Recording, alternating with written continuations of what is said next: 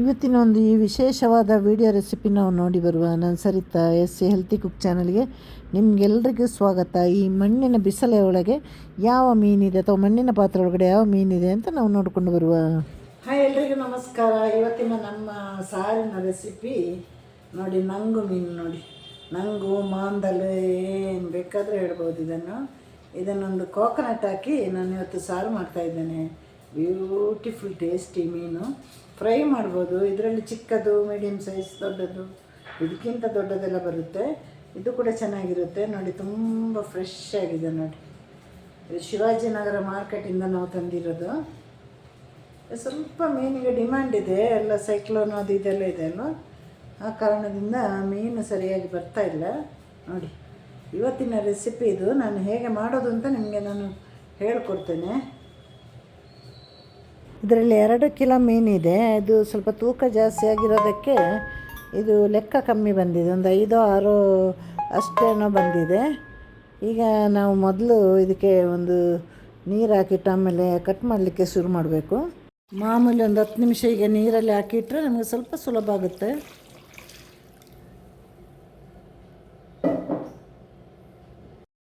ಇದರ 2 ಬದಿಯಲ್ಲಿ ಕೂಡ ಸ್ಕಿನ್ ತೆಗಿಬೇಕು ನಾವು.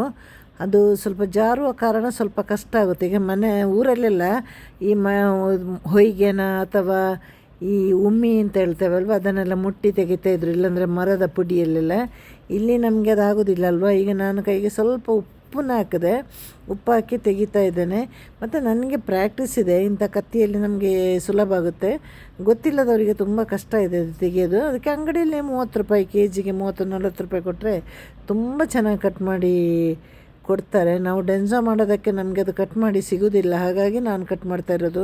ನನಗೆ ತುಂಬ ಇದು ಕಟ್ ಮಾಡಲಿಕ್ಕೆ ಮಾತ್ರ ಇದು ದೊಡ್ಡ ತಲೆನೋವಿನ ಮೀನು. ಇದರಲ್ಲಿ ಚಿಕ್ಕದು ಬರುತ್ತಲ್ಲ, ಸ್ಪೀಡಾಗಿ ಕಟ್ ಮಾಡ್ಕೊಂಡು ಹೋಗ್ಬೋದು.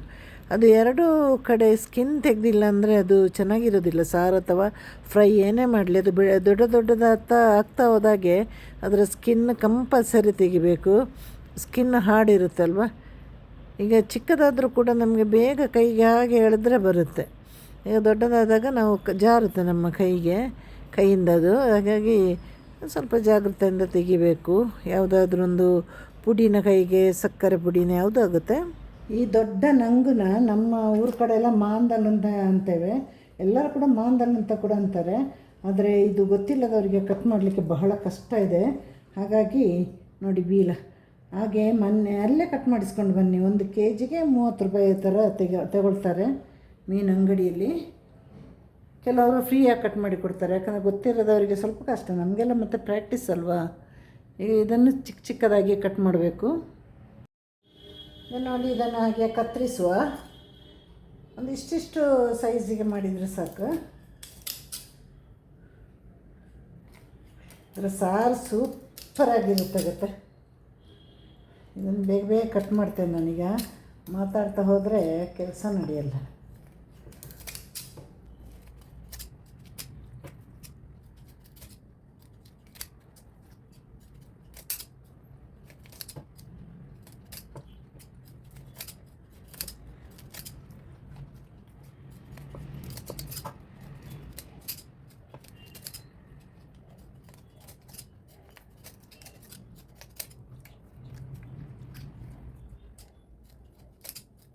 ನೋಡಿ, ಈ ಸೈಜಿಗೆ ಕಟ್ ಮಾಡಿದ್ದೇನೆ ನೋಡಿ. ನಮಗೆ ಮೀನು ಕಟ್ ಮಾಡೋ ಕೆಲಸಕ್ಕೆ ಹೋಗ್ಬೋದಿತ್ತಲ್ಲ, ದಿನಕ್ಕೊಂದು 2 ಸಾವಿರ ಸಂಪಾದನೆ ಆದರೆ ಆಗ್ತಾಯಿತ್ತು. ಇವಾಗ ಇದನ್ನು ಚೆನ್ನಾಗಿ ತೊಳೆದು ಕಟ್ ಮಾಡಿದ್ದು. ಇನ್ನೊಂದು ಸಲ ನೀರಲ್ಲಿ ಈ ಥರ ಮುಳುಗಿಸಿ ತೆಗೆಯುವ. ಈಗ ಮೆಣಸನ್ನು ಲೈಟಾಗಿ ಉರಿಯೋಣ, ಅಂದರೆ ಸಿಮ್ಮಲ್ಲಿಟ್ಟು ಅದರ ಒಳಭಾಗ ಎಲ್ಲ ಚೆನ್ನಾಗಿ ಉರಿಬೇಕು. ಇಲ್ಲಿ ನಾನೊಂದು 3/4 ಸ್ಪೂನಷ್ಟು ಎಣ್ಣೆಯನ್ನು ತಗೊಳ್ತಾ ಇದ್ದೇನೆ. ಸ್ಟವ್ನ ಸಿಮ್ಮಲ್ಲಿಟ್ಟು ನಾನಿಲ್ಲಿ 2 ಬ್ಯಾಡಗಿ ಮೆಣಸನ್ನು ಹಾಕ್ತಾಯಿದ್ದೇನೆ. ಇದು ಬಣ್ಣಕ್ಕೋಸ್ಕರ ಮಾತ್ರ. ಯಾಕೆಂದರೆ ನಾವು ತೆಂಗಿನ ತುರಿ ಹಾಕುವ ಸಾರಿಗೆ ಗುಂಟೂರು ಮೆಣಸಿನಕಾಯಿಯಲ್ಲೇ ಮಾಡಬೇಕು. 1-2 ಹಾಕ್ಬೋದು, ಜಾಸ್ತಿ ಹಾಕಿದರೆ ಆ ಸಾರಿನ ರುಚಿ ಹೋಯ್ತು ಅಂತಲೇ ಲೆಕ್ಕ. ನಾವು ಅದೇ ಮೆಣಸಲ್ಲಿ ಅಥವಾ ಪುಳಿ ಮುಂಚಿ ಮಾಡುವಾಗ ಗುಂಟೂರು ಜಾಸ್ತಿ ಹಾಕಬಾರ್ದು, ಹಾಗೆ ತೆಂಗಿನಕಾಯಿ ಹಾಕುವಾಗ ಬ್ಯಾಡಗಿ ಜಾಸ್ತಿ ಹಾಕಬಾರ್ದು. ಈಗ ನೋಡಿ, ಇದನ್ನು ಲೈಟಾಗಿ ಹುರಿದೆ ಅಲ್ವ. ಈಗ ನಾನು ಖಾರ ಕಮ್ಮಿ ಇರೋ ಒಂದು 25-30 ಗುಂಟೂರು ಮೆಣಸಿನಕಾಯಿ ತಗೊಂಡಿದ್ದೀನಿ. ಇದರಲ್ಲಿ ಬೀಜ ಇಲ್ಲ. ನಮಗೆ ಈ ಸಲ ಇದು ಬೆಂಗಳೂರಲ್ಲಿ ಸಿಕ್ಕಿದೆ ಈ ಮೆಣಸಿನಕಾಯಿ. ಖಾರ ಜಾಸ್ತಿ ಆದ ಕೂಡಲೇ ನೀವೇನು ಮಾಡಬೇಕು, 2 ಕಿಲೋ ಮೀನಿದೆ, ಇದು ಸ್ವಲ್ಪ ಖಾರ ಕಮ್ಮಿ ಮಾಡುವಂಥ ಸಾರು. ನೀವೊಂದು 15 ಗುಂಟೂರು ಹಾಕಿ. ಖಾರ ಜಾಸ್ತಿ ಗುಂಟೂರು ಇದ್ದರೆ, ಮೀಡಿಯಮ್ ಖಾರ ಅಂದರೆ 20-22 ಹಾಕ್ಬೋದು. ಇದು ತೀರಾ ಖಾರ ಇಲ್ಲ, ಹಾಗಾಗಿ ನಾನು ಇಲ್ಲಿ ಒಂದು 30ರಷ್ಟು ತಗೊಂಡಿದ್ದೇನೆ. ಯಾಕಂದರೆ ನಮಗೆ ಈ ಸಲ ಸಿಕ್ಕಿಲ್ಲ, ಇಲ್ಲಾಂದರೆ ಊರಿಂದೆಲ್ಲ ತರ್ತೇವೆ ನಾವು ಮೆಣಸಿನಕಾಯಿ ಎಲ್ಲ. ಈ ಸಲ ನಾನು ತರಲೂ ಇಲ್ಲ, ಹಾಗೆ ಇಲ್ಲಿಂದಲೇ ತೆಗೆದು ಮಾಡಿರೋ ಕಾರಣ ಇದನ್ನು ಕೂಡ ಅಷ್ಟೇ ಸಿಮ್ಮಲ್ಲಿಟ್ಟು ಉರಿಯಿರಿ. ಉರಿತಾ ಬರುವಾಗ 1 ಸ್ಪೂನಷ್ಟು ಧನಿಯಾ ಕಾಳು ಹಾಕಿ. ಒಂದು ಅರ್ಧ ನಿಮಿಷ ಸಾಕು. ಅದರ ಬಿಸಿ ಇದೆ ಅಲ್ವಾ, ಎಣ್ಣೆ ಬಿಸಿ ಎಲ್ಲ ಇದೆ, ಸೀದು ಹೋದರೆ ಕಷ್ಟ. ಆಮೇಲೆ ನಿಮಗೆ ಕಾಳು ಮೆಣಸಿನ ರುಚಿ ಇಷ್ಟ ಅಂದರೆ ಮಾತ್ರ ಒಂದು 5-6 ಕಾಳು ಮೆಣಸು ಹಾಕಿ, ಇಲ್ಲಾಂದರೆ ಬೇಡ, ಚೆನ್ನಾಗಿರುತ್ತೆ. ಇದಕ್ಕೆ ನಾವು ಮೆಂತ್ಯ ಎಲ್ಲ ಹಾಕೋದಿಲ್ಲ. ಸ್ಟವ್ ಆಫ್ ಮಾಡುವ. ಇಲ್ಲಿ ಒಂದು ತೆಂಗಿನಕಾಯಿ ತಗೊಂಡಿದ್ದೇನೆ. ಇದನ್ನೇನು ಹುರಿಲಿಕ್ಕಿಲ್ಲ, ಸುಮ್ಮನೆ ನಾನು ನಿಮಗೆ ತೋರಿಸ್ಲಿಕ್ಕೆ ಸ್ಟವ್ ಮೇಲೆ ಇಟ್ಟಷ್ಟೇ. ಅದನ್ನು ಹುರಿಯುವಾಗಿಲ್ಲ. ಈಗ ನಾವು ಹುರಿದ ಮಸಾಲೆನೆಲ್ಲ ಇದಕ್ಕೆ ಸೇರಿಸುವ. ಅದರಲ್ಲಿ ಏನಾದರೂ ಕಪ್ಪುದೆಲ್ಲ ಇದ್ದರೆ ತೆಗೆಯುವ, ಕಪ್ಪು ಮೆಣಸಿನಕಾಯಿ ಎಲ್ಲ 1-2 ಇದೆ. ತಾಯಿ ಬಂಗುಡಿಗೆ ಹಾಕಿದಾಗೆ ಇದಕ್ಕೆ ಹುಳಿ ಹಾಕಲಿಕ್ಕಿಲ್ಲ. ಒಂದು ಸಣ್ಣ ನಿಂಬೆಹಣ್ಣಿನ ಗಾತ್ರ ಸಾಕು. ಇದಕ್ಕೆ ಸಿಗಡಿ ಮೀನು, ಆಮೇಲೆ ಬಳ್ಳಂಜೇರಿ, ಇದಕ್ಕೆಲ್ಲ ಸೇಮ್ ಹುಣಸೆಹಣ್ಣು ಹಾಕೋದು. ಈಗ 2 ಕಿಲೋ ಇದ್ದಿದ್ದಕ್ಕೆ ನಾನು ಇಷ್ಟ ಹಾಕೋದು, ಈಗ ಜಾಸ್ತಿ ಹುಣಸೆಹಣ್ಣು ಆಗಬಾರ್ದು. ಇದನ್ನೀಗ ಮಿಕ್ಸಿ ಜಾರಿಗೆ ಹಾಕಿ ನಾವು ರುಬ್ಬಿ ಬರುವ. ಇಲ್ಲಿ 2 ಕಿಲೋ ಮೀನು ಇರೋದ್ರಿಂದ ನಾನು ಸ್ವಲ್ಪ ಮಸಾಲೆ ಎಲ್ಲ ಜಾಸ್ತಿ ತಗೊಂಡಿದ್ದೇನೆ, ಇಲ್ಲಾಂದರೆ ಮೀನು ಜಾಸ್ತಿ ಮಸಾಲೆ ಕಮ್ಮಿ ಆಗುತ್ತಲ್ವ. ಈಗ ಇದನ್ನು ನಾವು 2 ಸಲ ಆಗಿ ರುಬ್ಕೊಂಡು ಬರುವ. ನಮಗೆ ನೈಸ್ ಆಗಬೇಕಂದ್ರೆ 2 ಸಲವಾಗಿ ರುಬ್ಬಬೇಕು. ಅದಕ್ಕೆ ನಾವು ಏನು ಮಾಡಬೇಕು, ಈಗ 1 ಸಲ ರುಬ್ಬಿ ಆಯಿತು ನಂದು. ನಾವು ಯಾವುದಾದ್ರೂ ಫಸ್ಟ್ ಅಥವಾ ಸೆಕೆಂಡ್ ಸಲ ರುಬ್ಬುವಾಗ ಒಂದು ತುಂಡು ನೀರುಳ್ಳಿ ಹಾಕಬೇಕು. ಒಂದೇ ಸಲ ಮಸಾಲೆ ಹಾಕಿದರೆ ನಮ್ಮ ಜಾರು ಕೂಡ ಬಿಸಿಯಾಗುತ್ತೆ, ಆಮೇಲೆ ನಮಗೆ ನುಣ್ಣಗೆ ರುಬ್ಬಿ ತೆಗಿಲಿಕ್ಕಾಗೋದಿಲ್ಲ. ಹಾಗಾಗಿ 2 ಸಲ ರುಬ್ಬಿ ತಗೊಂಡು ಬನ್ನಿ. ಮಿಕ್ಕಿದ ಮಸಾಲೆಯನ್ನು 2ನೇ ಸಲ ರುಬ್ಬಿ ತಂದೆ. ಇದಕ್ಕೆ ಈಗ ಬೇಕಾದಷ್ಟು ನೀರಿನ ಅಳತೆ ಮಾಡುವ. ನೀರು ಹಾಕ್ತಾಯಿದ್ದೇನೆ ನಾನು, ಮತ್ತೆ ಬೇಕಂದರೆ ನೋಡಿ ನೀರು ಹಾಕುವ. ನಾನು ಇವತ್ತು ಈ ಮೀನು ತಂದಿರೋದು ನಿಮಗೆ ಮಾಡಿ ತೋರಿಸಲಿಕ್ಕೆ ತಂದಿರೋದು. ಯಾಕಂದರೆ ಈಗ ಇವತ್ತು ಮೀನೇ ಇಲ್ಲ ಮಾರ್ಕೆಟಲ್ಲಿ, ಯಾವುದೋ ಒಂದು ಒಳ್ಳೆ ಮೀನಿತ್ತು. ಹಾಗೆ ನೀವಂತೂ ನೋಡೋದಿಲ್ಲ, ನಾನು ಎಷ್ಟೆಷ್ಟು ಒಳ್ಳೆ ಅಡುಗೆ ಮಾಡಿದರೂ ನೋಡೋದಿಲ್ಲ. ಸಾಧಾರಣವಾಗಿ ಮಾಡುವ ಎಲ್ಲ ವಿಡಿಯೋಗೆ ಎಷ್ಟೊಂದು ವ್ಯೂಸ್ ಎಲ್ಲ ಇದೆ ಗೊತ್ತಾ. ಎಷ್ಟು ಕಷ್ಟಪಟ್ಟು ಮಾಡ್ತೀನಿ. ಒಂದೊಂದು ಸಲ 1 ಗಂಟೆ ರಾತ್ರಿ ತನಕ ಎಡಿಟ್ ಮಾಡ್ತೀನಿ. ಓಕೆ, ತೊಂದರೆ ಇಲ್ಲ. ಕೊನೆಗೆ ಏನಿದ್ರು ನಮ್ಮ ಮಣ್ಣಿನ ಪಾತ್ರೆಯಲ್ಲೇ ಮಾಡಬೇಕು.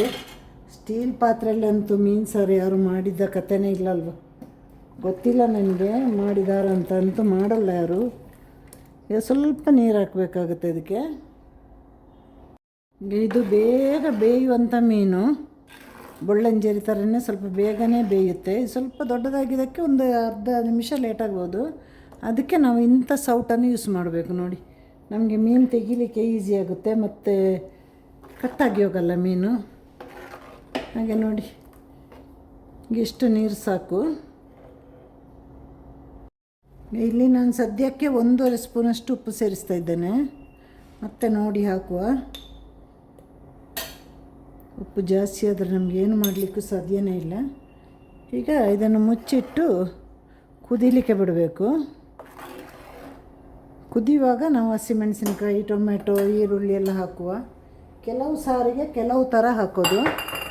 ಕೆಲವು ಸಾರಿಗೆ ಫಸ್ಟ್ ಹಾಕ್ತೀನಿ ನಾನು, ಕೆಲವು ಸಾರಿಗೆ ಕುದಿಯುವಾಗ ಹಾಕಬೇಕು, ಆಗ ಚೆನ್ನಾಗಿರುತ್ತೆ. ಈಗ ನಮ್ಮ ಟೊಮೆಟೊ ಎಲ್ಲ ಕಟ್ ಮಾಡಿಕೊಂಡು ಬರುವ. ನೋಡಿ, ಕುದೀಲಿಕ್ಕೆ ಸ್ಟಾರ್ಟ್ ಆಗಿದೆ. ಈಗ ನಮ್ಮ ಉಪ್ಪು ಕರೆಕ್ಟ್ ಇದೆಯಾ ಅಂತ ಮೊದಲು ನೋಡುವ. ಉಪ್ಪೊಂದು ಕರೆಕ್ಟ್ ಇದ್ದರೆ ಈಗ ಒಂದೊಂದೇ ಐಟಮ್ಸ್ ನಾವು ಹಾಕ್ತಾ ಹೋಗಬೇಕು.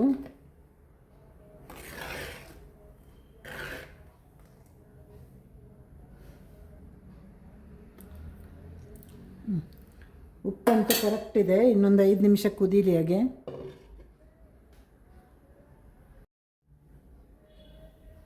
ಸಾರು ಚೆನ್ನಾಗಿ ಕುದೀತಾ ಇದೆ.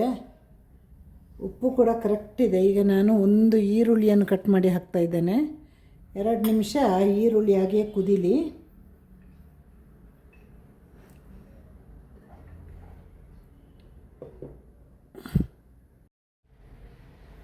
ಈಗ 1-2 ನಿಮಿಷ ಆಯಿತು. ನಾವು ಕಟ್ ಮಾಡಿರೋ ಈರುಳ್ಳಿಯನ್ನು ಹಾಕಿ ಹಾಗೆ ಒಂದು ಟೊಮೆಟೊ ತಗೊಂಡಿದ್ದೇನೆ ಕಟ್ ಮಾಡಿ, ಇದು ಚಿಕ್ಕದಾಗಿ ಕಟ್ ಮಾಡಿದ್ದು.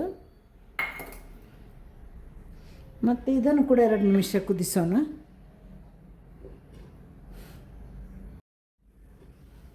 ಇದು 2 ನಿಮಿಷ ಆಯಿತು. ನಮ್ಮ ಟೊಮೆಟೊವನ್ನು ಸೇರಿಸಿ ಇವಾಗ ಹಸಿಮೆಣಸಿನಕಾಯಿ ಮತ್ತು ಶುಂಠಿ ಹಾಕುವ.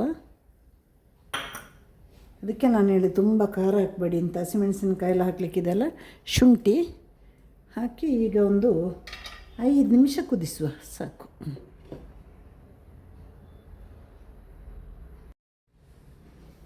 ಈಗ ನಮ್ಮ ಸಾರು ನೋಡಿ ಚೆನ್ನಾಗಿ ಕುದೀತಾ ಇದೆ. ಈಗ ಹಸಿಮೆಣಸಿನಕಾಯಿ ಬಣ್ಣ ಒಂಚೂರು ಇನ್ನೂ ಚೇಂಜ್ ಆಗಬೇಕು, ಅಲ್ಲಿ ತನಕ ಹಾಗೆ ಬಿಡುವ. 1 ನಿಮಿಷ ಸಾಕು, ಇನ್ನೊಂದು ನಿಮಿಷ ಆಗಲಿ ಅದು ಪೂರ್ತಿಯಾಗಿ ಕುದಿಯುತ್ತೆ.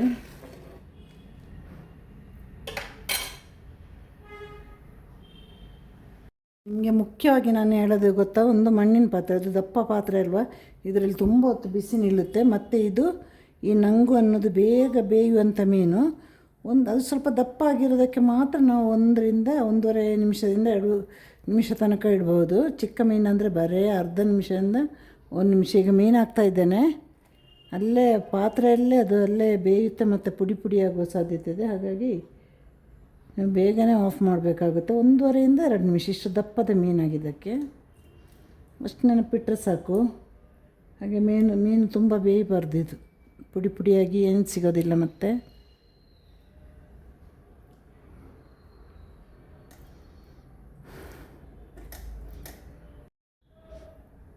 ಮೀನನ್ನೆಲ್ಲ ಸೇರಿಸಿದಾಯಿತು. 1-2 ಕುದಿ ಬರುವಾಗ ಆಫ್ ಮಾಡುವ. ನಾವು ಮುಚ್ಚಿಬಿಟ್ಟು 2 ಕುದಿ ಸಾಕು.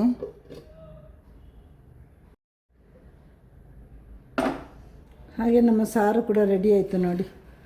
ಈಗ ನಮ್ಮ ಸ್ಟವ್ ಕೂಡ ಆಫ್ ಮಾಡೋ ಸಮಯ ಆಯಿತು ನೋಡಿ. ಮೀನೆಲ್ಲ ನೋಡಿ ತುಂಬ ಕೇರ್ಫುಲ್ ಮೀನಿದು.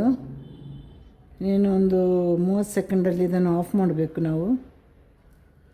ಈ ಪಾತ್ರೆಯಲ್ಲೆಲ್ಲ ಅದು ಪುಡಿ ಆಗುತ್ತೆ ಇಲ್ಲಾಂದರೆ. ಹಾಗೆ ಮನೆಯಲ್ಲಿ ಎಲ್ಲರೂ ಇದನ್ನು ಮಾಡಿ ನೋಡಿ. ಮೀನು ತಂದು ಇದರಲ್ಲಿ ಚಿಕ್ಕ ದೊಡ್ಡದೆಲ್ಲ ಬರುತ್ತೆ. ಇದು ತುಂಬ ರೇಟಲ್ಲಿ ಇಲ್ಲ. ಸೀಸನ್ ಸಮಯದಲ್ಲಿ 250 ರೂಪಾಯಿಗೆಲ್ಲ ಸಿಗುತ್ತೆ ಇದು. ಬೇರೆ ಸಮಯದಲ್ಲಿ ಒಂದು 300, 350, 400, ಜಾಸ್ತಿ ಹೋಯ್ತಂದರೆ 500ರವರೆಗೆ ಹೋಗುತ್ತೆ. ಅದಕ್ಕಿಂತ ಜಾಸ್ತಿ ಹೋಗೋದಿಲ್ಲ ಈ ಮೀನು. ಅರ್ಧ ಕಿಲೋ ತಂದು ಮಾಡಿದರೂ ಆಯ್ತಲ್ವಾ. ಒಳ್ಳೆ ರೊಟ್ಟಿ ಎಲ್ಲದಕ್ಕೂ, ಕಡುಬು, ಬಿಳಿ ಅನ್ನ, ಕುಚ್ಚಲಕ್ಕಿ ಅನ್ನ ಎಲ್ಲದಕ್ಕೂ ಕೂಡ ಸೂಪರಾದ ಒಂದು ಕಾಂಬಿನೇಷನ್ನೇ. ಹಾಗೆ ಮಾಡಿ ತಿಂದು ನನಗೆ ಲೈಕ್ ಮಾಡಿ, ಕಮೆಂಟ್ ಮಾಡಿ, ಶೇರ್ ಮಾಡಿ, ಸಬ್ಸ್ಕ್ರೈಬ್ ಮಾಡಿ. ಇನ್ನಷ್ಟು ನನ್ನ ವೀಡಿಯೋನ ಶೇರ್ ಮಾಡಿ, ಬೆಲ್ ಐಕನ್ ಒತ್ತಿ. ಆಗ ಎಲ್ಲ ವೀಡಿಯೋ ಕೂಡ ನಂದು ನಿಮಗೆ ಬರುತ್ತೆ. ಮತ್ತಷ್ಟು ಕಮೆಂಟ್ ಮಾಡಿ. ಒಂದು ಕಮೆಂಟ್ ಮಾಡಲಿಕ್ಕೆ ನಿಮಗೆ 1 ಸೆಕೆಂಡ್ ಸಾಕಲ್ವ.